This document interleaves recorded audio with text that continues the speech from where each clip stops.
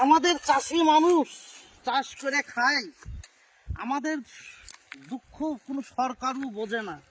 এই যে চাষি মানুষের যে কত কষ্ট করে এই রোদ ঘাম এর মধ্যে এই যে এই কত পরিমাণের তাপমাত্রা, এর মধ্যে দিয়েও আমাদের ভুঁই নিড়াতে হয়, জমি চষতে হয়, সবই করতে হয়।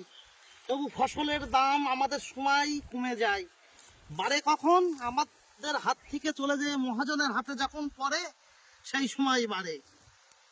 তাছাড়া আমরা শুধু চাষ করেই গেলাম, কোনো পয়সা করি টরি আর আমরা কিছুই করতে পারলাম না। জল তৃষ্ণায় জীবনটা চলে গেল। রোদের মধ্যে জলের জন্য জীবনটা ছটফট করছে। ও আব্বাসের মা, আব্বাসের মা,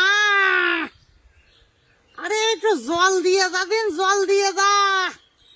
গরমের মধ্যে এ যা সূর্যের আলো পড়েছে আর জীবন আর থাকবে না রে, একটু জল দিয়ে যা। জীবনটা ধরে আসলো।